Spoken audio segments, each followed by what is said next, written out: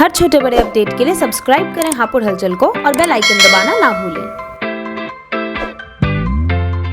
नोटबंदी के 5 साल हुए पूरे, काले धन पर कितना लगा लगाम, कैशलेस ट्रांजैक्शन और टैक्स फ्लो में कितनी मिली कामयाबी, बताएंगे आपको यहीं हापुड़ हलचल पर कि कितना सफल रहा सरकार का ये फैसला। नमस्कार, मेरा नाम है ललित और आप देख रहे हैं हापुड़ हलचल।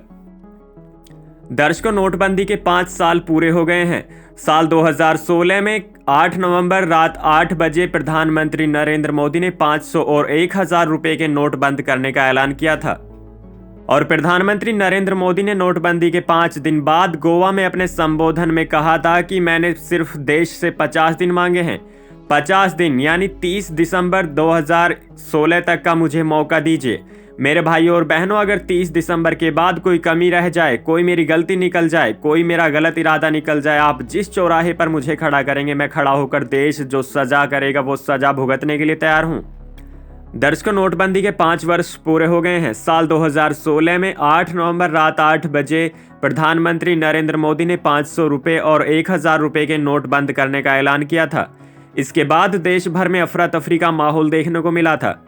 बैंकों के बाहर कतारें भी देखने को मिली। आइए जानते हैं कि देश को नोटबंदी से क्या मिला और क्या क्या बदलाव हुए। दर्शकों, 8 नवंबर 2016 को रात 8 बजे प्रधानमंत्री नरेंद्र मोदी ने 500 और 1000 रुपये के नोटों को रात 12 बजे से बंद कर दिया था। ये सीधे अटैक था उस काले धन पर जो बड़ी मात्रा में बाजार में मौजूद तो जरूर था, लेकिन बैंकिंग सिस्टम से काफी दूर था। सबसे पहले आपको बताते हैं कि नोटबंदी का आखिर मकसद क्या था। नोटबंदी का बड़ा मकसद देश में काले धन को देश से खत्म करना, काले धन के साथ समानांतर अर्थव्यवस्था का खात्मा। देश में काले धन का इस्तेमाल आतंकवाद में बहुत हुआ, उसे भी खत्म करना एक बड़ा मकसद रहा। इसके साथ देश को कैशलेस अर्थव्यवस्था की तरफ ले जाना भी एक बड़ा मकसद था। नकली जाली नोटों की अर्थव्यवस्था को खत्म करना, ऐसा बड़ा प्लान था नोटबंदी के पीछे। दर्शकों, केंद्र सरकार के इस फैसले पर दुनिया भर में चर्चा रही। दुनिया ने इस फैसले को कुछ जगहों पर बेहतर माना गया तो कुछ जगहों पर इसकी आलोचना भी हुई। दर्शकों, नोटबंदी के ठीक पहले देश में लोगों के पास 17.74 लाख करोड़ रुपए की करेंसी मौजूद थी, जिसमें 500 रुपए के नोट और 1000 रुपए के नोट की रकम 15.41 लाख करोड़ थी। इसमें से 15.31 लाख करोड़ रुपए बैंकों में वापस जमा कर दिए गए, यानी अर्थव्यवस्था में वापस आ गए। यानी 10,720 करोड़ रुपए वापस नहीं आ पाए, जिसे काला धन माना गया। यानी ज्यादातर रकम, जिसे सफेद धन कहा जा सकता है, वो सिस्टम में वापस आ चुका था। जबकि दावा किया गया था कि 4 लाख करोड़ रुपए का काला धन सिस्टम में मौजूद है। केंद्र सरकार का यह आकलन गलत साबित हुआ। और अब बताते हैं आपको कि 5 साल बाद क्या है हालात। नोटबंदी के 5 साल बाद अब सिस्टम में करीब 28.38 लाख करोड़ रुपए मौजूद हैं। इसमें लोगों के पास 10 लाख करोड़ से ज्यादा रकम कैश फ्लो है। यानी इससे पता चलता है कि लोग आज भी नकदी का इस्तेमाल काफी ज्यादा कर रहे हैं। साथ ही आपको बता दें कि नोटबंदी का प्रभाव कम हुआ है, लेकिन खत्म नहीं हुआ। नोटबंदी का असर फैक्ट्रियों पर और रोजगार पर कितना पड़ा और अब क्या हालात हैं, इसे समझने के लिए एक न्यूज चैनल के संवाददाता ने एक फैक्ट्री में जाकर समझा, जहां पता चला कि मैन पावर 5 साल में आधी हो चुकी है। जहां पहले 60 से 70 कर्मचारी काम करते थे, आज वहां सिर्फ 30 से 35 कर्मचारी रह गए हैं। जहां 5 साल पहले एक कर्मचारी की कमाई 30 से 35 हजार रुपए थी, आज वो 20 से 25 हजार रुपए रह गई है। वहीं दूसरी तरफ देखा जाए, लोग आज डिजिटल मनी का इस्तेमाल काफी कर रहे हैं।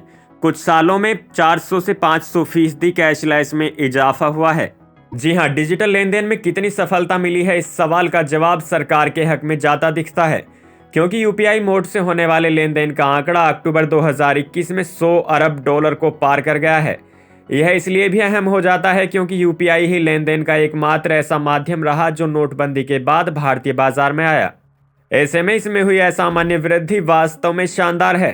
हालांकि इसके लिए बेहतर इंटरनेट की व्यवस्था और स्मार्टफोन के व्यापक विस्तार का भी बड़ा योगदान है, जिसके बिना यह संभव नहीं था।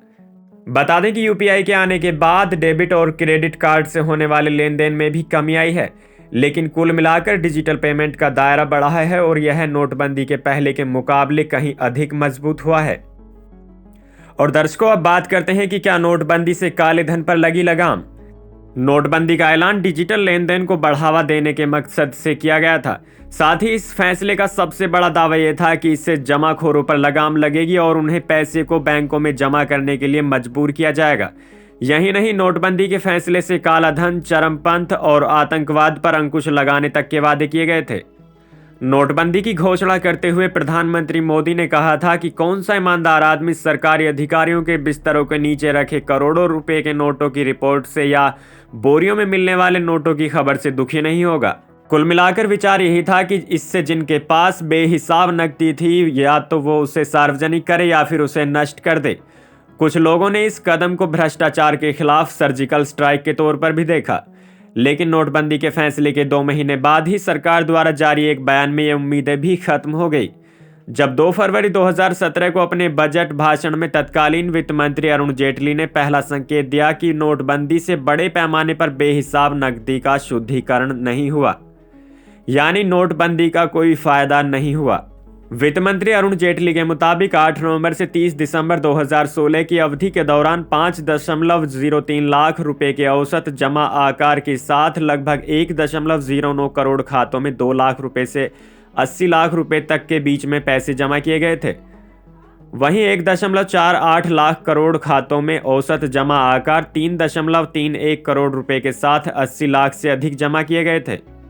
इसी के साथ भारतीय रिजर्व बैंक की रिपोर्ट ने यह भी साफ कर दिया कि 500 और 1000 रुपए के लगभग पुराने नोट बैंकों में वापस जमा हो गए।